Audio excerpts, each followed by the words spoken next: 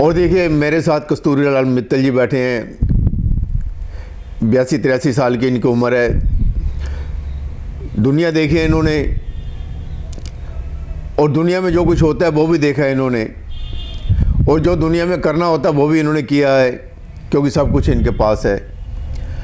आज समय बदला। जब पहले होते थे, बुजुर्ग लोग होते थे, हर किसी के जो आज से 30-40 साल पहले जो बात होती थी, 6-6 बच्चे होते थे, 4-4 बच्चे होते थे, परिवार बहुत बड़ा होता था, खुशहाल परिवार होता था। एक बेटा जाता था, दूसरा आता था, तीसरा जाता था, परिवार भी, माँ बाप भी बड़े खुश होते थे। लेकिन आजकल 1 या 2 बच्चे होते हैं और मकान जो हैं बहुत बड़े बड़े होते हैं। आजकल कोठी हवेली लोग बना लेते हैं, पैसा आ गया ना लोगों के पास, लेकिन उसमें रहने वाले जीव कम हो चुके हैं। तो कस्तूरीलाल मित्तल जी अपने परिवार के साथ रहते थे। 1947 से पहले, 50 साल पहले, 60 साल पहले तो इनके भाई होते थे, स्कूल में पढ़ते थे ये। और ये तो लाहौर के जो साइकिल पर क्रिकेट का मैच देखने भी 1950-55 में चले गए, जब 7वीं-8वीं क्लास में पढ़ते थे।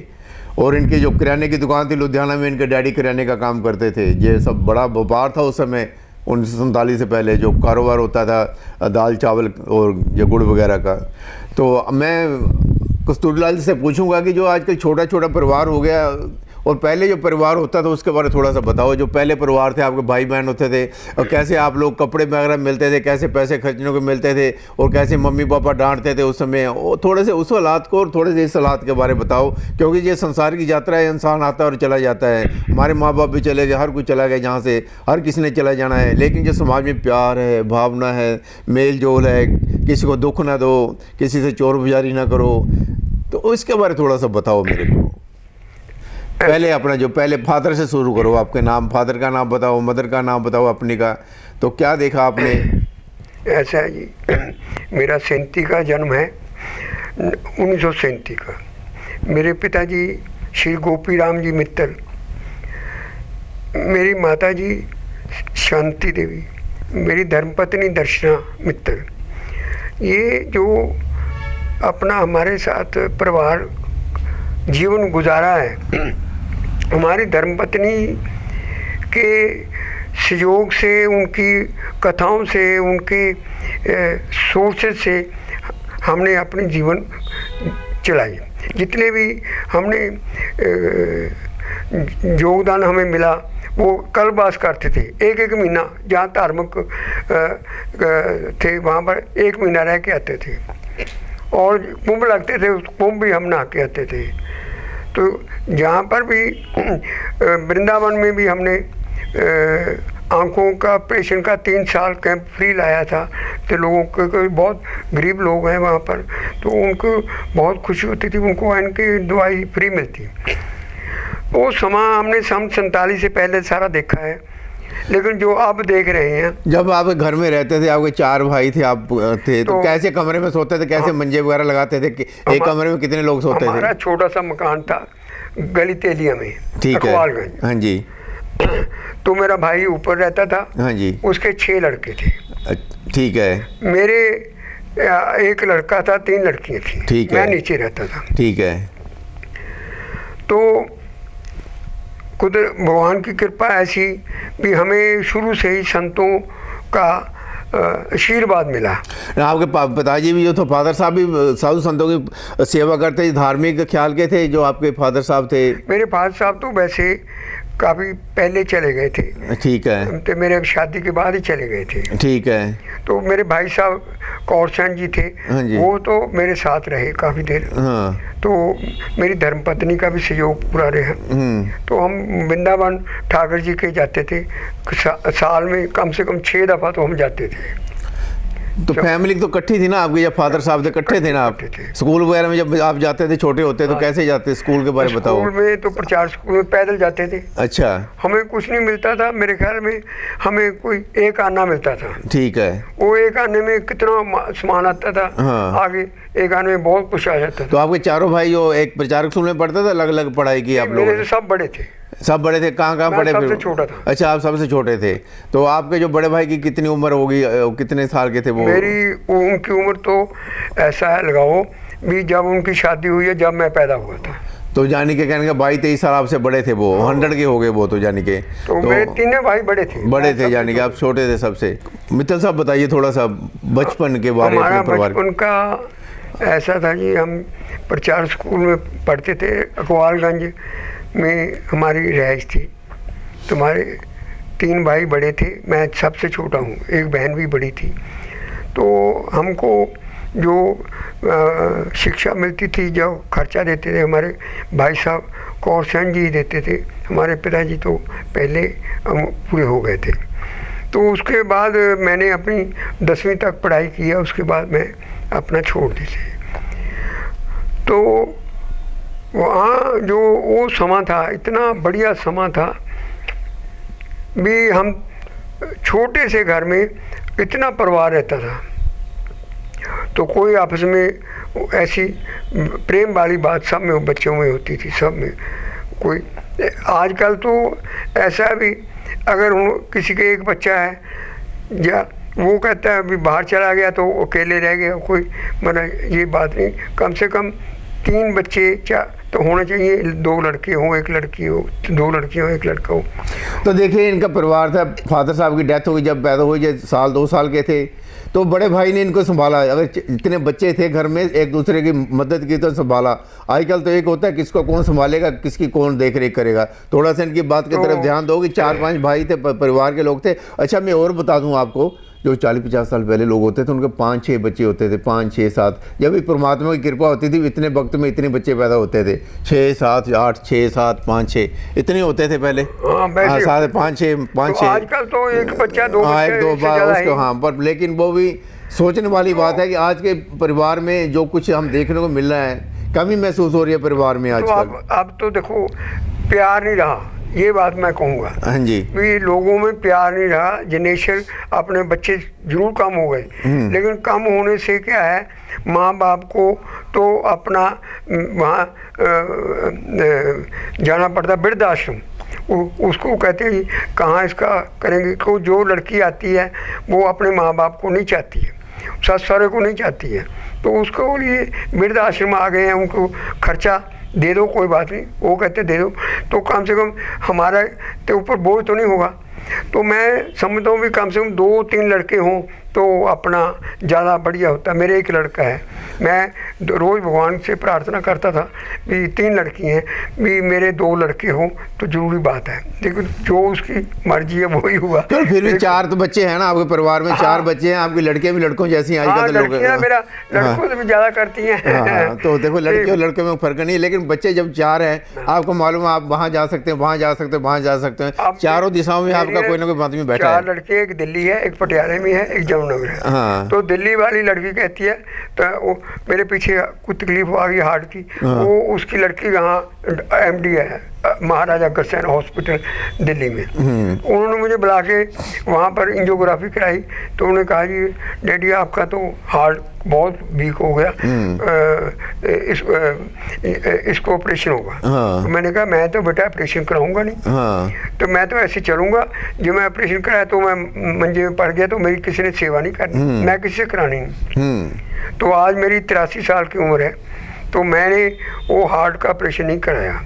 तो मुझे ये सुबह दाल फुल्का खाना है, कोई घी नहीं खाना। हाँ, खाने के बारे में बताइए, क्या खाना चाहिए बंदे को? लाइक वो घी खाते हैं बड़े बड़े, यानी कि जंक फूड खाते हैं, तली हुई चीज़ें बहुत खाते हैं, सवेरे पूरियाँ खाते नहीं, एतवार तली हुई चीज़ बिल्कुल नहीं खानी चाहिए, कोई पूरी नहीं खानी चाहिए, कचौरी नहीं खानी चाहिए, घी का कोई सामान नहीं खाना चाहिए, जिससे अपना हार्ट को तकलीफ होती है। देखो मैं इस वक्त भगवान की मेरे पर बड़ी कृपा है, मैं शुगर का मरीज नहीं हूँ, मेरी सिर्फ हार्ट की शिकायत है। हार्ट के लिए मैंने इतना परहेज रखा है कि मैं गर्म करके पानी पीता हूँ, चाय दूध पीता हूँ, खुश्क रोटी खाता हूँ, खुश्क दाल खाता हूँ, 2 टाइम खाना खाते हैं बिल्कुल खुश्क, 2-2 फुल्के। और देखिए जब ब्लड गाढ़ा हो जाता है उसी से जाने के स्ट्रोक होता है, धक्का होता है, खून की उसकी गोली लेता हूँ की, हाँ ब्लड को तो कोई पतला करने के लिए गोली लेते हैं। सुबह सैर को भी जाता हूँ, मैं गाड़ी भी आप चला के जाता हूँ दुकान पे। तो देखिए गाड़ी भी चलाते हैं, ये अपना परहेज पूरा करते हैं, यानी कि जो सादा भोजन खाना शुरू कर दिया है, ये बस दाल रोटी खाते हैं, प्रभु के गुण गाते हैं, उससे ज़्यादा कुछ नहीं है। तो लोग तो खाते हैं संडे को पूरी वारे बढ़िया बढ़िया चीज़ खाने के लिए, बड़ा स्वाद लेते हैं, कहते हैं खाना पीने के लिए पैदा हुए हैं, बस इससे ज़्यादा कुछ नहीं उनकी सोच है। लेकिन सादा जीवन, सादा खाना, सादा मेरी भोजन। सोच ये है, अगर आपने टाइम अच्छा गुजारना है, भगवान के गुण गाने हैं, कीर्तन सत्संग करो, ठीक है। भगवान के गुण गाओ, सुबह शाम जितना भी आपको हो सके उसका नाम लो, तो उससे आपको भगवान बहुत तरक्की देगा। दूसरा, बच्चों को शिक्षा ही दो कि आप इस लाइन पे चलो, उस लाइन पे ना जाओ जो अपना क्लबों में जाके वहाँ पर अपना गाने गाते हैं, सुनते हैं, डांस करते हैं। उसके लिए हम चाहते हैं भी अपने बच्चों को शिक्षा ऐसी होनी चाहिए भी अपना तुम डंडी स्वामी जाओ, भगवान के वहाँ पर भजन होंगे तो कितना आपको आनंद मिलेगा। नहीं, गरीबों की मदद नहीं करनी चाहिए, जो मजदूर लोग हैं या गरीब लोग हैं उन्हें मदद नहीं करनी चाहिए अपने लोगों ने जितने भी है। ये भी शिक्षा होनी चाहिए भी जिन्हें दूजे गरीब आ कि ठगी ना करिए, ठोरी ना करिए, बेईमान ना करिए, लोगों की मदद करिए ਜਿਹੜੇ ਵੀ ਹੁੰਦੇ ਹੈਗੇ। ਇਹਦੇ ਬਾਰੇ ਦੱਸੋ। देखो मेरी बात, मेरी ये गल पहला तो है भी जो आदमी जितने मेरे पास लड़के आए काम करने और जिन्होंने मेरे अब तक, मैंने दुकान पे अकेला ही बैठता था, उसके साथ मेरे 4 मेरे पास नौकर थे, वो इतने बढ़िया होते थे भी कभी उनका एक पैसा भी उन्होंने इधर इधर तो नहीं किया। और उनको भगवान इतना पैसा दिया है, उनके बच्चे सीए लग गए हैं।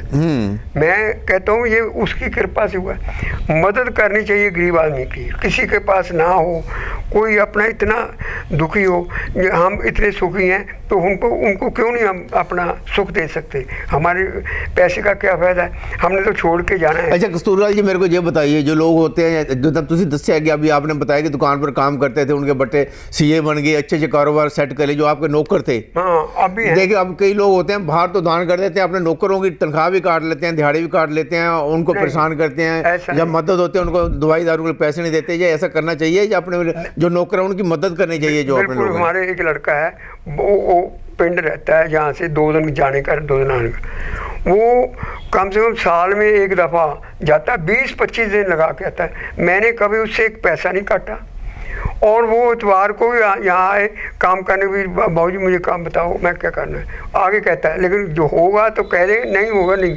लेकिन गरीब आदमी की जितनी आप मदद कर सकते हैं, यही आपकी सबसे पहले जो नौकर हैं, जो आपके रिश्तेदार हैं, नौकर और रिश्तेदार जो पहले हैं, नौकर और रिश्तेदार ना समझो, हाँ जी, अपना बच्चा समझो। ठीक है, बच्चा समझ के उसकी मदद करो। अगर उसके पैसे गुजारा नहीं होता तो उसके पैसे उतने ना दो जिससे वो तंग हो के अपना कहे मैं सुसाइड कर लूँगा। तो ये जरूर अपना होना चाहिए। जिन लोगों के पास सरमाया, पैसा, आमदनी, कृपा है भगवान की, वो ऐसा है भी जो लोग अपना गरीब हैं उनकी मदद करें।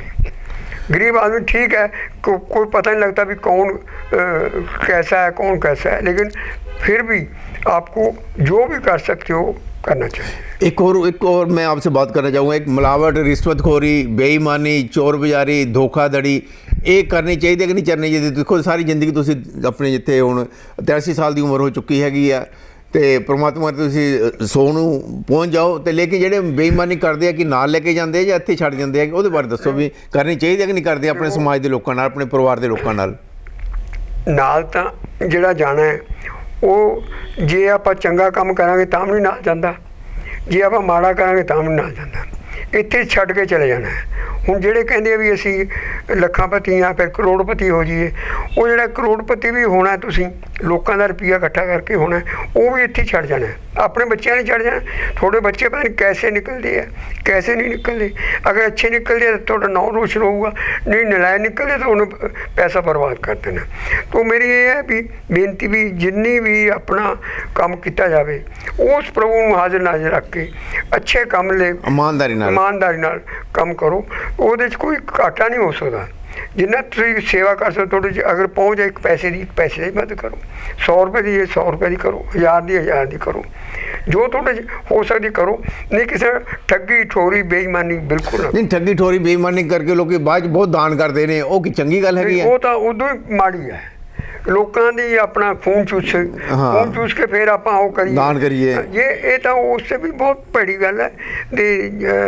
अच्छी गल यही है भी तुसी कोई भी अपना गरीब है ਜਿਹੜਾ ਤੁਹਾਨੂੰ ਪਤਾ ਲੱਗਦਾ ਹੈ ਕੋਈ ਆਂਢ ਗੁਆਂਢ ਹੈ ਕੋਈ ਹੋਰ ਹੈ ਉਹ ਵੀ ਉਹ ਬਹੁਤ ਔਖਾ ਹੈ ਦੁਖੀ ਹੈ ਤੇ ਉਹਦੀ ਮਦਦ ਕਰੋ ਬਿਮਾਰ ਹੈ ਉਹ ਇਲਾਜ ਨਹੀਂ ਕਰਾ ਸਕਦਾ ਉਹਦੀ ਜੋ ਵੀ ਹੈ ਆਪਣਾ ਸਰਦਾ ਆਪਣਾ ਜਾ ਕੇ ਕਹੋ ਵੀ ਤੁਸੀਂ ਲਓ अपना इलाज कराओ।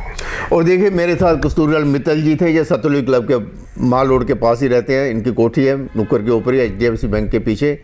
तो इन्होंने बताया कि हम लुधियाना शहर में आज से नहीं 100 वर्षों से रह रहे हैं, जहाँ पर इनका किराने का कारोबार था। इन्होंने हर वक्त देखा है लुधियाना शहर का, जब आतंकवाद था और जब उसके बाद जो धर्म कर्म के कार्यक्रम होते थे, प्रोग्राम होते, उनमें हिस्सा लिया और आज भी ये समाज की सेवा कर रहे हैं। लेकिन इनका परिवार जो था, बड़े इनकी फैमिली थी, बड़ी थी, उस समय 4-5 भाई थे, परिवार के लोग थे, तो सारे इकट्ठे रहते थे और किस प्रकार फिर बाद में जो अलग अलग हो गए तो बड़े बड़े कारोबार हैं इनके। लेकिन ये कहते हैं कि बेईमानी करना सबसे बुरी बात है, धोखाधड़ी करके दान करना बुरी बात है। आपका नौकर है, काम करने वाला, उसे अपने बच्चों की तरह समझो, उसकी मदद करो, पड़ोसी की मदद करो, यही सबसे बड़ा पुण्य का काम है। एक बात मैं आपको कहूँगा भी मैं बहुत छोटा सा आदमी थी, अकबालगंज मेरा मकान थी, 90 गज हम रहते थे। तो मेरा कारोबार यही घी चीनी का कारोबार था। तो मुझे जो अपने माता पिता से शिक्षा मिली, मेरे वो यही शिक्षा मिली भी आप किसी मदद नहीं कर सकते, बिल्कुल नहीं ना करो।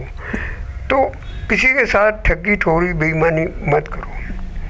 जितना मैंने अपनी ज़िंदगी में देखा है, मैंने ईमानदारी से काम किया, जो लड़का मेरे पास है वो भी ईमानदारी से किया। और मैं यहाँ पर कोठी बनाई है, आपको मैं बताऊं, लोग कहते हैं भी आप खांड घी का काम करने वाला माल रोड पे कोठी बना ले, ये कैसे? ये उसकी कृपा से हुआ भी मैंने अपनी ज़िंदगी में कभी कोई किसी के साथ ऐसा नहीं किया। और संतों का मैंने लट पकड़ा है। संत मेरे मुरारी बापू जी के बाद रमेश भाई ओझा जी आए, तो प्रखर जी आए, 108 कुंडी जगह से दृष्टि कराया। तो उस तो बाद भी मैं सीता माता मंदिर जनरल सैकटरी भी रहा, मैं हाल बनवाया, ऊपर मेरा नाम लिखा प्लेट। तो मतलब असी ऐसा सानू लालच नहीं भी जी ये संस्था साढ़े को चली गई ਤਾਂ ਕੋਈ ਗੱਲ ਨਹੀਂ, ਸਾਨੂੰ ਅਸੀਂ ਕੋਈ ਨਹੀਂ, ਸਾਨੂੰ ਲਾਭ ਹੋਵੇ ਤਾਂ ਸਾਨੂੰ ਤਾਂ ਕੋਈ ਇਹ ਹੈ ਵੀ ਸਾਡਾ ਤਾਂ ਸਿਰਫ ਸੇਵਾ ਹੈ, ਅਸੀਂ ਸੇਵਾ ਕਰਨ ਨੂੰ ਤਿਆਰ ਹਾਂ। ਲੇਕਿਨ ਅੱਜ ਕੱਲ੍ਹ ਦੁਨੀਆ ਦੇ ਵਿੱਚ ਐਸਾ ਹੈ ਵੀ ਕੋਈ ਬੱਚਾ ਨਾ ਆਪਣੇ ਮਾਂ-ਬਾਪ ਦੀ ਸੇਵਾ ਨਹੀਂ ਕਰਦਾ। ਇਹ ਮੈਂ ਦੇਖਿਆ, ਇਹ ਕਲਯੁਗ ਆ ਗਿਆ।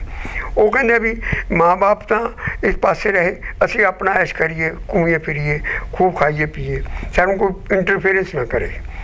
तो ये मेरी तो यही बेनती सब कि भी तुसी अगर जीना है तो अच्छे कर्म करो, अच्छा काम करो, दुआ से दुख दर्द समझो भी ਇਹਦਾ दुख दर्द मैनू आप मैं उस गल देते अपना। और ये थे कस्तूरीलाल मित्तल जी, जिन्होंने बताया, सेठ कस्तूरीलाल मित्तल जी हैं लुधियाना शहर के, नामी आदमी हैं, आज से नहीं 100 साल हो गए इनको कारोबार करते हुए।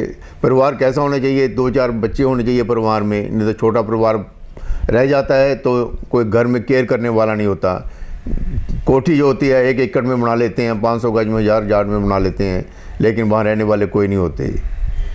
लोगों के दिल बड़े होने चाहिए, परिवार बड़े होने चाहिए, तभी जो हम इस संसार में आगे आने वाले समय में तरक्की करेंगे। क्योंकि परिवार छोटे छोटे हो गए हैं, घर बड़े बड़े हो गए हैं, लेकिन घर चाहे छोटा हो लेकिन परिवार, वहाँ पर खुशहाली, यही सबसे बड़ी परमात्मा की देन है जो कस्तूरीलाल मित्तल जी ने अपनी ज़िंदगी में देखी और आज भी देख रहे हैं। लेकिन इन्होंने कहा कि आजकल बच्चों में माँ बाप के प्रति जो भावना पैदा हो रही है, जो खाने पीने के जो लोगों को शौक़ अलग तरह का बढ़ता जा रहा है, वो सही बात नहीं है। और जो लोग हेरा फेरी बेईमानी से पैसा कमाकर दान पुण्य करते हैं, वो भी किसी काम का नहीं है। चाहे आपके पास देने के लिए 1 रुपया ना दो, लेकिन हेरा फेरी करके किसी को दान मत दो। हेरा फेरी का ऐसा कोई काम ना करो जिससे आने वाले जो और लोग हैं उनको दुख हो। यही कहा ना मैंने, आपने भी कस्तूरीलाल जी, आपने भी यही कहा, मैंने भी यही कहा भी किसी का दुख ना दुखे, किसी का मान ना दुखे। बिल्कुल संसार ऐसी, इंसान आता है चला जाता है। देखो सानू उम्र जो लगाई है भगवान ने इसे करके लगाई बस अच्छे काम करो, बस दूसरे का दुख नूं दर्द समझो, बस ਉਹਦਾ दुख सानू आप बस समझो। बस हर इंसान को प्यार से रहना चाहिए, दुख दर्द बांटना चाहिए, किसी से ठगी करके बेईमानी करके। आज तो आपके पास पैसे आ जाएंगे लेकिन कल को जे अरबापति है तां भी छड़ जाना, हाँ करोड़पति है तां भी छड़ जाना, बस बस लखापति तां भी छड़ बस जाना। बस पैसा नहीं जाएगा, आपकी जो मान मर्यादा है, जो आपके किए हुए पुण्य के काम है हो वही साथ जाएंगे। चलो कस्तूरीलाल मित्तल जी, बहुत बहुत धन्यवाद, आपने हमको थोड़ी सी बातें बताई, हमने एक दूसरे से बातें की। जय राम जी की।